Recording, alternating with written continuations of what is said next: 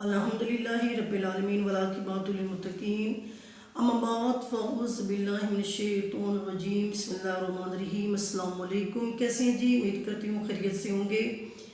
آج کی ویڈیو کا جو عنوان ہے وہ یہ ہے کہ فلسطین میں یہ جنگ کا مسئلہ کیا ہے، مسجد اقصیٰ کا مسئلہ کیا ہے اور اسرائیل کا مسئلہ کیا ہے، اور ہیکل سلیمانی کیا ہے، تابوت سکینہ کیا ہے۔ حضرت ابراہیم علیہ السلام اللہ کے نبی تھے۔ آپ نے سب سے پہلے جو شادی کی تھی حضرت سارہ سے، جس میں سے آپ کا ایک بیٹا پیدا ہوا جس کا نام حضرت اسحاق تھا۔ دوسری شادی آپ نے کی تھی حضرت ہاجرہ سے، جن کے فرزند کا نام تھا حضرت اسماعیل علیہ السلام۔ حضرت اسماعیل علیہ السلام وہ نبی ہیں جن کے نسل پاک سے ہمارے پیارے نبی حضرت محمد مصطفیٰ کا ظہور ہوا۔ حضرت ابراہیم علیہ السلام اپنی بیوی حضرت سارہ اور اپنے بیٹے حضرت اسحاق کو لے کے عراق سے فلسطین ہجرت کر کے چلے گئے اور آخری عمر تک آپ فلسطین میں رہے۔ حضرت اسحاق علیہ السلام کی اولاد میں سے کافی نبی آئے ہیں۔ آپ کی اولاد میں سے حضرت یعقوب علیہ السلام اور حضرت یعقوب علیہ السلام کے 12 بیٹے تھے، ان میں سے ایک کا نام حضرت یوسف ہے، اور یوسف وہ نبی ہے جن کا قصہ قرآن پاک نے بڑی خوبصورتی سے بیان کیا ہے۔ حضرت یوسف علیہ السلام کو ان کے بھائیوں نے کنویں میں پھینکا اور اللہ رب العزت نے حضرت یوسف کو مصر کا شہنشاہ بنایا، سلطان بنایا، حاکم بنایا۔ آپ کی رسائی مصر تک ہو گئی۔ حضرت یوسف علیہ السلام کے بھائی جب مصر کے اندر پہنچے تو اپنے بھائی کو پہچان لیا، قحط کی وجہ سے حضرت یوسف کے پاس آ گئے۔ تو کچھ بنی اسرائیل فلسطین میں رہ گئے، کچھ بنی اسرائیل مصر میں آ کے وہ پھیلنے لگے، اور جب پھیلنے لگے تو مصر کے اندر جو بھی بادشاہ ہوتے تھے ان کو فرعون کہا جاتا تھا۔ فرعون ایک نام نہیں تھا، فرعون ایک ٹائٹل تھا، ایک ٹائٹل تھا۔ جو بھی بادشاہ ہوتا تھا اسے فرعون کہا جاتا تھا۔ اور ایک فرعون ایسا آیا جو بہت ہی ظالم تھا، جس سے پتہ تھا کہ اللہ کا ایک نبی آنے والا ہے جس کی وجہ سے مجھے شکست ہوگی، جس کی وجہ سے میری بادشاہیت ختم ہو جائے گی۔ تو وہ کرتا کیا تھا کہ جو لڑکیاں تھیں انہیں زندہ چھوڑ دیتا تھا اور جو لڑکے تھے انہیں قتل کروا دیتا تھا۔ تو اللہ رب العزت نے فرعون کو ختم کرنے کے لیے اپنے نبی حضرت موسیٰ علیہ السلام کو بھیجا۔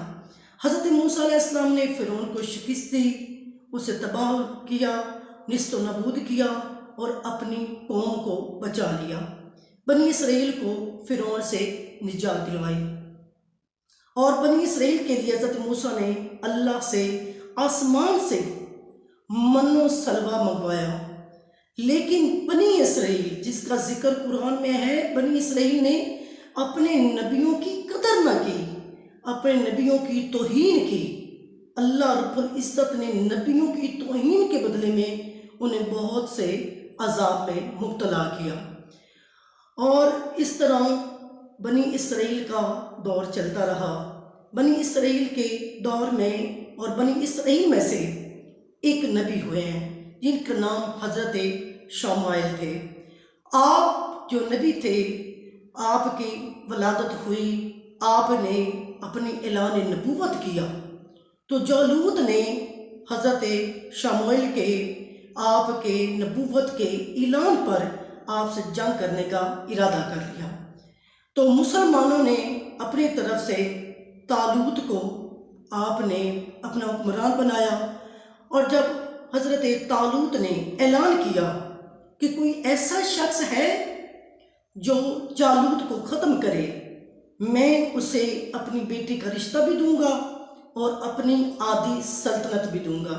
حضرت داؤد علیہ السلام کا دور تھا، اللہ کے نبی نے جالوت کو ختم کیا، اور حضرت طالوت نے آپ کو اپنی بیٹی کا رشتہ بھی دیا اور ایک پتھر پہ بٹھا کے آپ کی تاج پوشی کرائی، اور جس پتھر پہ بیٹھ کے حضرت داؤد علیہ السلام کو تاج پوشی، تاج پہنایا گیا، اس پتھر کو پتھر داؤد بھی کہتے ہیں، اور اس پتھر کو پہ حضرت داؤد علیہ السلام بیٹھے۔ آپ کے بعد آپ کے بیٹے حضرت داؤد علیہ السلام کے بعد حضرت سلیمان کو بٹھایا گیا اسی پتھر پہ۔ حضرت داؤد علیہ السلام اپنی زندگی میں آپ نے ایک عبادت خانہ بنوایا، اور ابھی اس کی تعمیر مکمل نہیں ہوئی تھی کہ حضرت داؤد علیہ السلام اللہ کے طرف چلے گئے، دنیا سے چلے گئے۔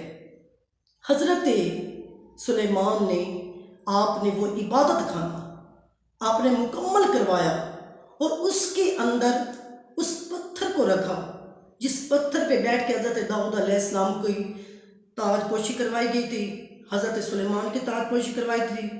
اس پتھر کو آپ نے اس عبادت خانے میں رکھا، اور آپ کے پاس ایک تابوت تھا جس کو لوگ تابوت سکینہ کہتے ہیں۔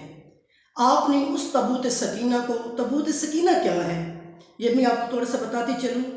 تابوت سکینہ ایک ایسا صندوق تھا جس صندوق کے اندر حضرت موسیٰ کی والدہ نے حضرت موسیٰ کو اس کے اندر ڈال کے دریا میں بہا دیا تھا، اور تابوت سکینہ کے اندر بہت سے نبیوں کے تبرکات موجود تھے، اور روایتوں میں آتے ہیں کہ تبرکات کی بھی بہت مقام ہے، بہت شان ہے، اور اس کے اندر جو لکڑی لگی ہوئی تھی تابوت کے اندر، وہ لکڑی بھی اللہ رب العزت نے جنت سے بھیجی تھی، اس لیے اسے تابوت سکینہ کہتے ہیں۔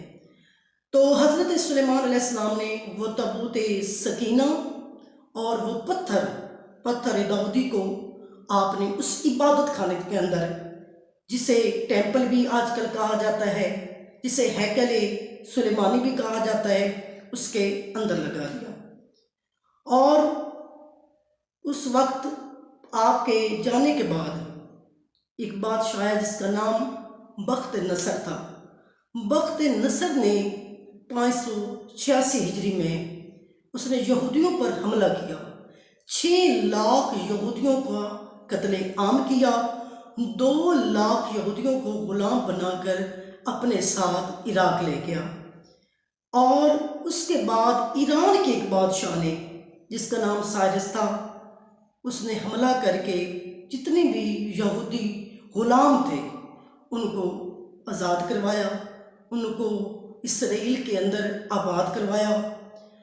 اب فلسطین میں اسرائیل بھی ہے، فلسطین بھی ہے، اور حضرت عمر فاروق کے دور کے اندر جس جگہ ہیکل سلیمانی تھا جس کو گرایا گیا، بخت نصر نے گرایا، اس جگہ مسجد اقصیٰ بنائی۔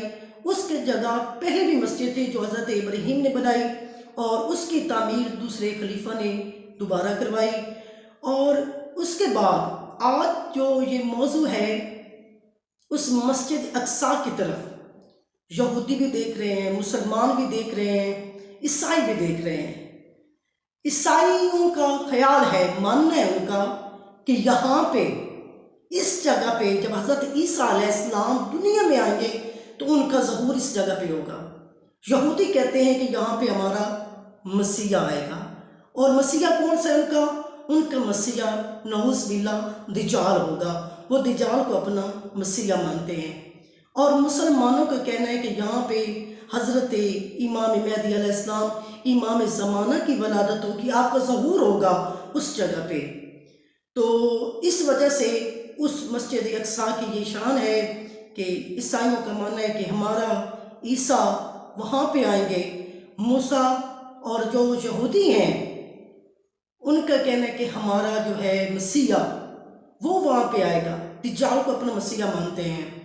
اور مسلمانوں کا ماننا ہے کہ وہاں پہ امام زمانہ کا ظہور ہوگا۔ تو ہماری دعا ہے کہ اللہ رب العزت امام زمانہ کو جلدی بھیج دے، اور فلسطین کے مسلمانوں کی اللہ مدد فرمائے،